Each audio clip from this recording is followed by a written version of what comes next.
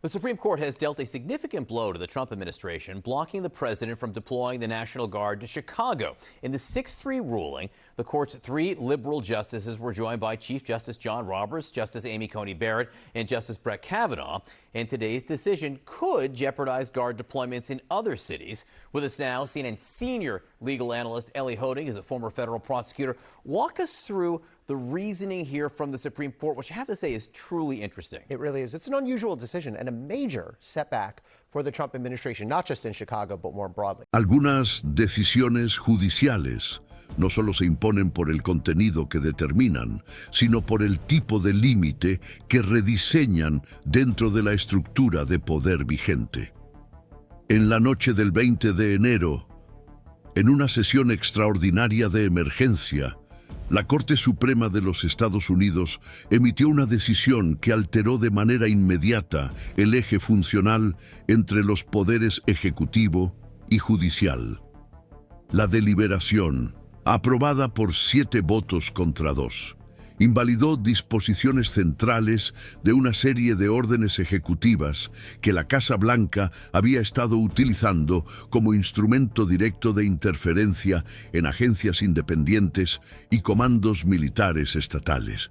El caso, iniciado por acciones paralelas en tribunales federales de Oregón, Virginia y Minnesota, llegó al Pleno del Tribunal Supremo mediante una consolidación procesal considerada inusual y fue analizado con carácter de urgencia tras sucesivas solicitudes de suspensión presentadas por fiscales estatales.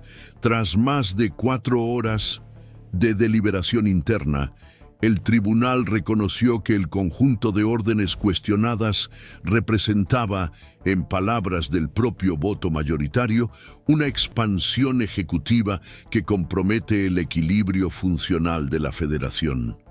La decisión tuvo efecto inmediato, afectando directamente a más de 30 directrices que se venían aplicando en departamentos como Justicia, Seguridad Interna, Presupuesto y Defensa Nacional, lo que, según fuentes del propio gobierno, generó una situación de discontinuidad administrativa con potencial de escalada.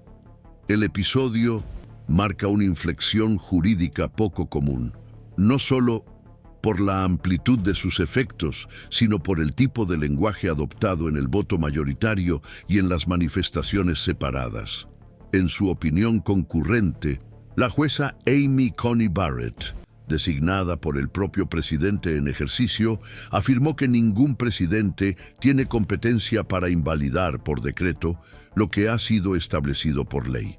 Por su parte, el presidente del tribunal, John Roberts, señaló que las autoridades, sin restricciones, desfiguran el espíritu republicano en el punto más vital de su estructura: la elección de las palabras. Cuidadosamente analizada por juristas y medios de comunicación, indica no solo un juicio técnico, sino una señal institucional deliberada sobre los límites de la actuación presidencial en contextos de normalidad constitucional. Los ministros se centraron en el uso, por parte del Ejecutivo, de dispositivos legales que permitirían, en teoría, asumir el control directo de las unidades de la Guardia Nacional Estatal, reformular los mandos internos de las agencias reguladoras y modificar las normas de contratación y despido de personal público sin la aprobación del Congreso. Estos dispositivos se estaban aplicando de manera acumulativa desde el inicio del segundo mandato presidencial, con la justificación de la eficiencia decisoria en un entorno crítico. Sin embargo, la Corte entendió que la suma de estas prerrogativas se traducía en una centralización incompatible con el diseño federativo. El impacto del episodio no se limitó a lo que ocurrió dentro de la sala en ese momento. Inmediatamente después de la publicación de la decisión, los departamentos jurídicos de al menos 8 agencias federales iniciaron consultas formales para revisar la validez de los procesos administrativos llevados a cabo sobre la base de las órdenes ahora suspendidas. Entre los temas afectados se encuentran los programas de vigilancia fronteriza, las redefiniciones presupuestarias ejecutadas por decreto, los cambios en las estructuras de mando dentro de la Comisión de Comercio y las agencias medioambientales, así como la reorganización directa de los consejos que, por ley, deben mantener su autonomía técnica. El Departamento de Justicia, en una nota publicada pocas horas después del fallo, reconoció que la decisión requiere una reevaluación inmediata de los procedimientos internos que dependían de una interpretación amplia de la autoridad ejecutiva. La Casa Blanca, por su parte, se limitó a declarar que discrepa respetuosamente de la interpretación adoptada por el tribunal y evaluará los próximos pasos a la luz del interés público. Sin embargo, fuentes internas admitieron que una parte significativa de las directrices ahora invalidadas se estaba utilizando como base para el funcionamiento habitual de órganos clave de la administración, lo que puede provocar retrasos operativos, disputas internas por competencias y una revisión profunda de las estrategias administrativas.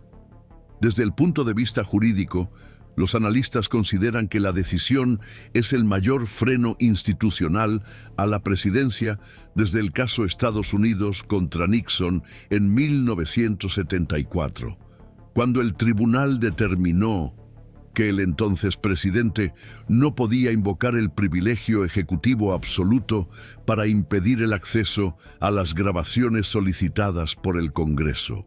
Al igual que en aquel episodio, el juicio actual no solo establece un límite material, sino que reafirma la capacidad del Poder Judicial para arbitrar de manera soberana los contornos del Poder Ejecutivo en tiempos no excepcionales. Lo que sorprende esta vez es la composición de la mayoría, además de los ministros, tradicionalmente alineados con la interpretación restrictiva del poder presidencial. La decisión contó con el voto de 3 designados por la actual administración, lo que indica una división relevante dentro del propio campo jurídico conservador. Los juristas señalan que aunque cada ministro ha adoptado fundamentos distintos, ha habido convergencia en el punto central. La presidencia no tiene autoridad para reescribir unilateralmente las atribuciones de las instituciones cuya autonomía ha sido definida por la ley federal.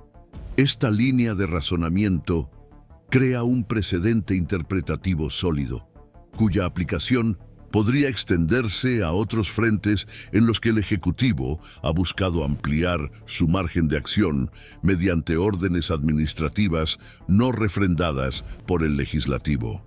La propia forma en que la Corte optó por comunicar su decisión también se interpretó como una señal de preocupación por la reacción política al fallo. En lugar de emitir un comunicado único, el tribunal publicó por separado las opiniones concurrentes y disidentes, con extractos destacados en un lenguaje accesible para el público en general. La medida tuvo como efecto inmediato una ola de repercusión institucional, con manifestaciones públicas de asociaciones de magistrados, consejos estatales de gobernadores y exfuncionarios de alto rango, incluidos exjueces federales y exdirectores de agencias afectadas por la decisión. Algunos declararon que la medida restablece la primacía constitucional de la separación de poderes, mientras que otros advirtieron que la suspensión repentina de las órdenes vigentes puede provocar un vacío de mando en áreas de la administración pública. Paralelamente, parlamentarios de ambos partidos iniciaron gestiones para solicitar audiencias de emergencia, con el fin de evaluar los impactos operativos de la decisión en las estructuras gubernamentales, especialmente en áreas como seguridad interna, inmigración y administración presupuestaria.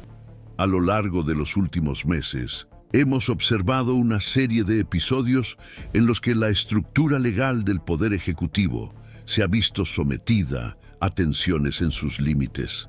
La decisión del Tribunal Supremo se inscribe en este contexto y exige una atención redoblada a los próximos acontecimientos. Para quienes siguen el funcionamiento del sistema político de los Estados Unidos, cada vez es más necesario comprender cómo se activan los mecanismos de control institucional en momentos como este. Es en este contexto que la decisión de la Corte Suprema se articula con un trasfondo más amplio de redefinición de las fronteras institucionales en los Estados Unidos. Al invalidar las órdenes ejecutivas que alteraban unilateralmente las estructuras de mando y los criterios operativos de los organismos federales, el tribunal intervino en una dinámica que se había ido consolidando desde el inicio del segundo mandato presidencial: la normalización de los decretos como instrumento principal de transformación administrativa, sin diálogo con el Congreso ni deferencia hacia las agencias técnicas. Este patrón había sido impugnado de manera fragmentada en instancias inferiores, pero cobró fuerza tras un dictamen técnico emitido por la Oficina de Responsabilidad Gubernamental, en el que se alertaba sobre el uso acumulativo de órdenes que afectan a los pilares presupuestarios, reglamentarios y militares sin debate legislativo. El documento circuló discretamente entre las comisiones del Senado y la Cámara de Diputados en septiembre del año anterior, sirviendo de catalizador para acciones conjuntas de gobernadores y consejos estatales que alegaban desviación de fines en el uso de las prerrogativas presidenciales. A partir de ese momento, el conflicto dejó de ser solo jurídico y pasó a involucrar variables políticas y federativas complejas. Los gobernadores de estados como Oregón, Illinois y Nueva York comenzaron a movilizar a sus departamentos jurídicos para impugnar judicialmente la convocatoria de tropas de la Guardia Nacional para misiones domésticas sin el consentimiento estatal. La base de estas acciones fue la cláusula constitucional que reserva a los estados el mando de las milicias locales, salvo en situaciones de emergencia nacional formalmente reconocidas por el Congreso. El intento del Ejecutivo de reinterpretar esta disposición mediante un decreto ampliatorio generó reacciones inmediatas en las comisiones militares, el Departamento de Defensa y las asociaciones de fiscales estatales. El Consejo Nacional de Gobernadores publicó, también en noviembre, una nota técnica en la que alertaba sobre el riesgo de erosión federal ante la centralización de los comandos operativos en Washington. La propia Secretaría de Defensa elaboró dictámenes internos que se hicieron públicos tras la decisión del tribunal, en los que se reconocía que la base jurídica de determinadas órdenes ejecutivas era, en el mejor de los casos, jurídicamente frágil. Esta convergencia ayuda a comprender por qué la decisión del Tribunal Supremo tuvo un impacto inmediato no solo en los objetivos directos de las órdenes invalidadas, sino también en las esferas administrativas y parlamentarias que hasta entonces habían evitado enfrentamientos abiertos con el Ejecutivo. Dentro del Congreso, al menos 4 comisiones ya han anunciado audiencias para revisar los efectos colaterales de las medidas que ahora han perdido su validez. La Comisión de Supervisión de la Cámara de Representantes tiene la intención de escuchar a los exdirectores de la Agencia de Protección Ambiental y de la Comisión Federal de Comunicaciones, cuyas estructuras internas fueron reconfiguradas por órdenes ahora anuladas. En el Senado, la Comisión de Servicios Armados convocó a representantes de la Guardia Nacional para que informaran sobre cómo las órdenes presidenciales afectaron la doctrina operativa de las tropas estatales. Además, el Comité de Asignaciones pretende revisar los ajustes presupuestarios unilaterales realizados en los últimos 10 meses, basados en decretos que transferían fondos entre departamentos sin autorización legislativa expresa. La legalidad de estas medidas ejecutivas se había sustentado en interpretaciones jurídicas internas elaboradas por la asesoría jurídica de la Casa Blanca, que basaba las órdenes en la cláusula de poderes implícitos del jefe del Ejecutivo. Sin embargo, esta tesis comenzó a ser cuestionada con mayor intensidad tras la publicación de dictámenes externos, entre los que se incluían análisis de profesores de Derecho Constitucional de Yale, Columbia y Georgetown. Según estos dictámenes, la noción de poderes implícitos no podía utilizarse para suprimir las autonomías previstas en la ley ni para sustituir las atribuciones del Congreso, so pena de violar frontalmente el principio de separación de poderes.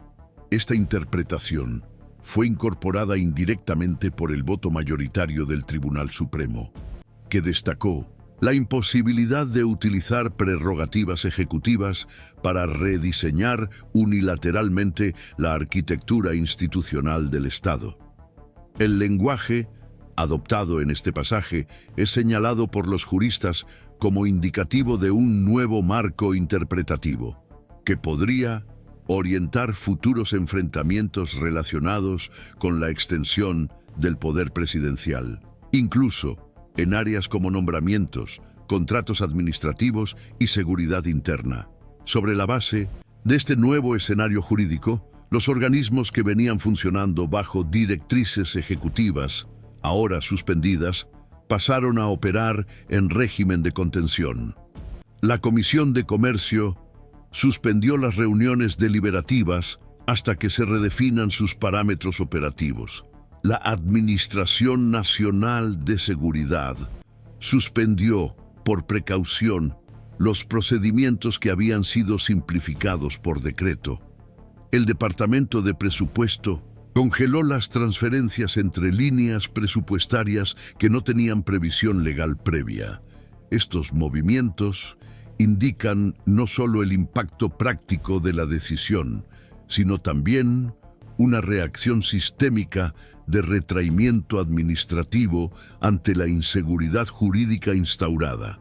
A nivel interno, los sectores técnicos buscan restablecer los procedimientos anteriores, mientras que los consultores jurídicos contratados por el Ejecutivo intentan elaborar una estrategia que limite el alcance retroactivo de la decisión del tribunal. Según los analistas, el riesgo es que las medidas adoptadas sobre la base de las órdenes suspendidas puedan ser objeto de acciones judiciales retroactivas, lo que generaría un efecto cascada en las políticas públicas ya implementadas. Por eso, ante movimientos tan entrelazados entre las esferas jurídica, administrativa y federativa, es fundamental seguir el desarrollo de los próximos pasos con especial atención y contextualización continua. En momentos de redefinición institucional, el análisis cualificado y el seguimiento criterioso se vuelven aún más necesarios para comprender los efectos acumulativos de las decisiones tomadas en instancias superiores. Existen distintas opiniones sobre el verdadero alcance de la decisión del Tribunal Supremo, tanto desde el punto de vista técnico del derecho constitucional como desde la perspectiva política e institucional. Entre los expertos, ha cobrado fuerza una interpretación según la cual el tribunal no solo reaccionó ante un conjunto específico de órdenes ejecutivas, sino ante una forma de funcionamiento del Ejecutivo que se ha consolidado gradualmente. Según esta interpretación, la sentencia sería menos una corrección puntual y más una respuesta a un patrón de gobernanza basado en medidas unilaterales sucesivas, utilizadas no como una excepción circunstancial, sino como un método recurrente de conducción política. Por lo tanto, el punto central no sería solo el contenido formal de decretos aislados, sino el efecto acumulativo que este tipo de práctica venía produciendo sobre el equilibrio entre los poderes, vaciando los espacios de negociación con el legislativo y desplazando las decisiones relevantes hacia una lógica administrativa concentrada. Para este grupo de constitucionalistas, el tribunal habría identificado la formación de un patrón normativo que, en la práctica, creaba un camino hacia la centralización permanente. El problema no residiría solo en posibles excesos en un texto específico, sino en la arquitectura que surgía del uso repetido de ese instrumento, permitiendo al Ejecutivo imponer directrices amplias sin el mismo grado de escrutinio legislativo y sin el mismo nivel de control ejercido por órganos dotados de autonomía técnica. Así, la decisión puede entenderse como un intento de interrumpir un proceso de desplazamiento institucional antes de que se convirtiera en definitivo, preservando la lógica del sistema constitucional no solo en el papel, sino en la administración cotidiana. En sentido contrario, otros juristas reconocen que la decisión tiene fundamento, pero advierten que la Corte puede haber excedido la medida necesaria, creando un precedente con efectos potencialmente demasiado restrictivos para las administraciones futuras. Desde este punto de vista, el riesgo no radica en limitar los excesos evidentes, sino en restringir la capacidad de respuesta del Ejecutivo en contextos en los que se requieren decisiones rápidas, por factores concretos como crisis de seguridad interna, inestabilidad económica y emergencias fiscales. El debate, en este caso, no se limita a discutir si las órdenes revocadas eran válidas o inválidas, sino que gira en torno a una cuestión más estructural. ¿Hasta qué punto la interpretación constitucional puede imponer restricciones amplias sin comprometer la funcionalidad del gobierno en situaciones críticas? Las reacciones de los magistrados jubilados también ilustran la complejidad del momento.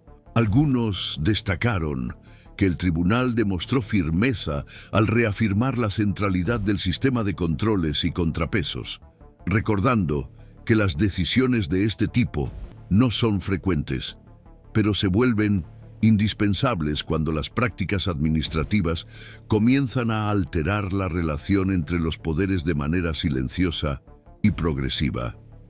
Para estos observadores, la Corte Suprema habría cumplido un papel de contención institucional, señalando que existen límites operativos que no pueden ser superados solo por conveniencia política o por justificaciones administrativas elaboradas internamente.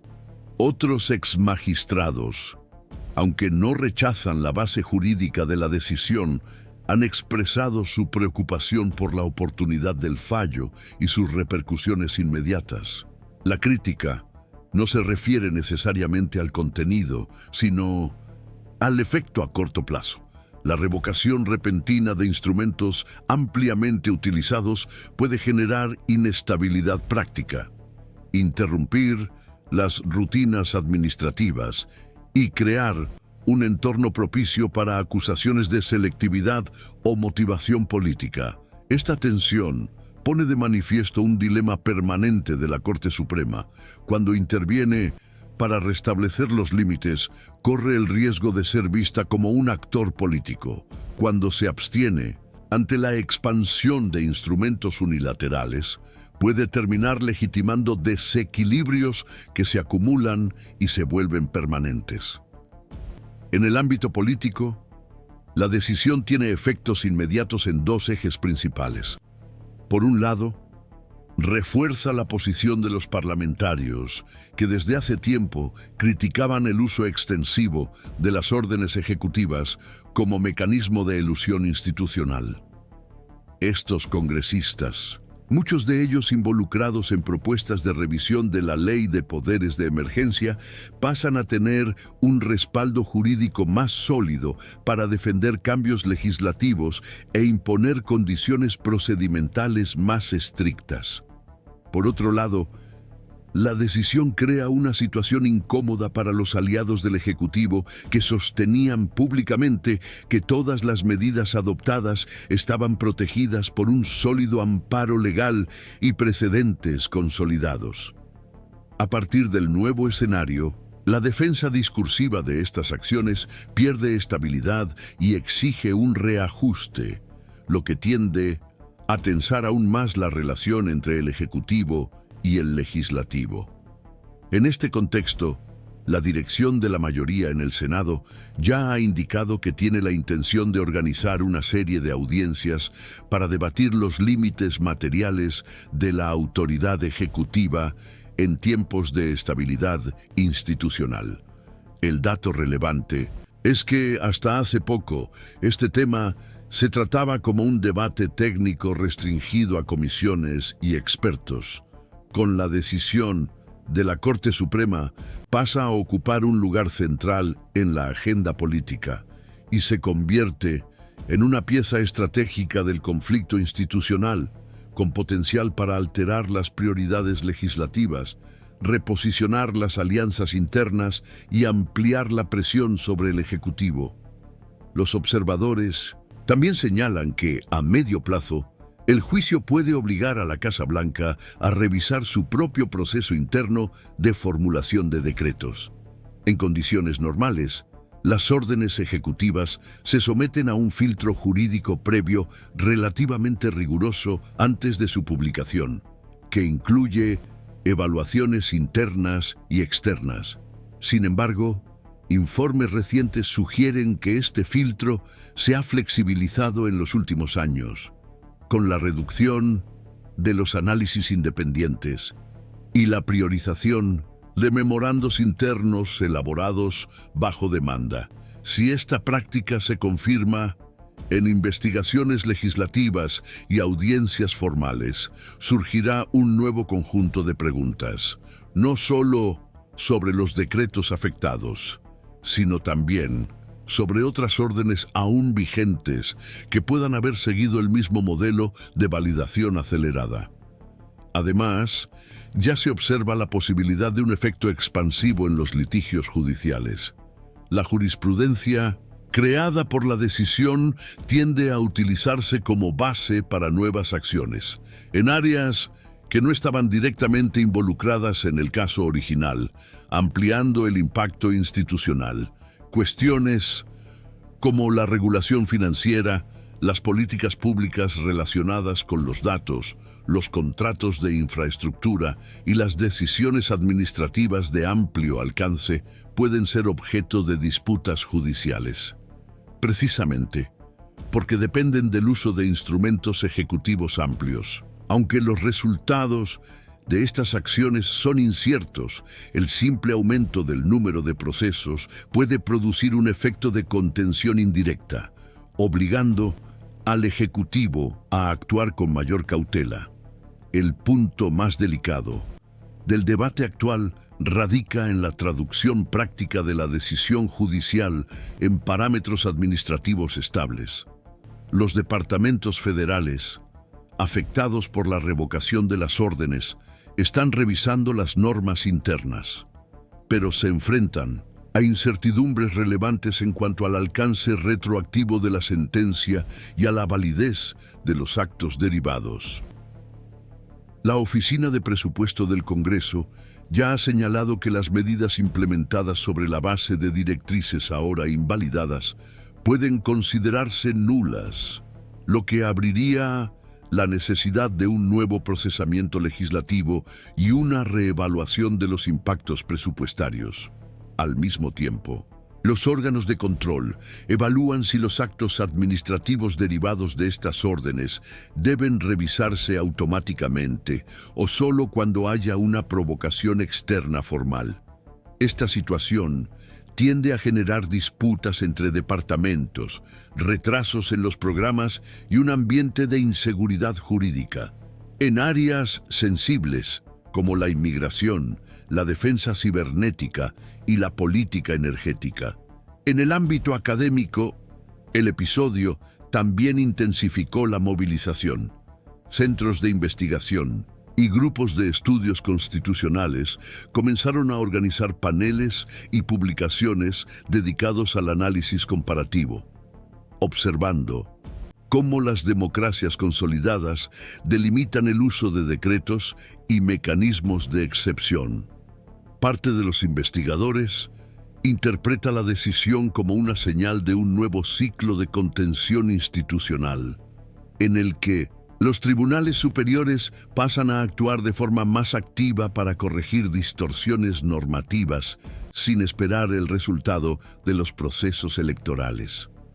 Otros discrepan y advierten que este protagonismo puede provocar desgaste, empujando al Poder Judicial hacia una centralidad política que compromete su legitimidad a largo plazo.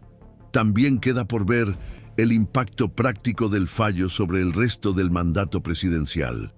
Algunos análisis indican que el gobierno se verá obligado a adoptar una postura más negociadora, recomponiendo los canales de deliberación con el Congreso y con las agencias autónomas, retomando las formas tradicionales de coordinación interinstitucional. Otros, sin embargo, consideran que el Ejecutivo puede reaccionar con una escalada política, buscando alternativas legales y administrativas para reafirmar su autoridad y minimizar el efecto concreto de la decisión. En cualquier caso, el sistema entra en un periodo de transición jurídica y administrativa, en el que los límites del presidencialismo se pondrán a prueba en múltiples frentes y con un alto nivel de disputa institucional. Independientemente de la dirección que prevalezca, el episodio ya se ha consolidado como un hito en el enfrentamiento contemporáneo entre la centralización ejecutiva y la resiliencia constitucional. Más que una discusión sobre decretos específicos, se trata de un choque entre modelos de gobernabilidad, en el que el uso del poder y la arquitectura de los límites institucionales pasan a ser cuestionados públicamente. Por lo tanto, es indispensable seguir sus desarrollos para comprender los contornos reales de la gobernabilidad en Estados Unidos en los próximos años, especialmente en un entorno en el que las decisiones judiciales ya no son solo la resolución de litigios, sino también la definición de los límites operativos del poder presidencial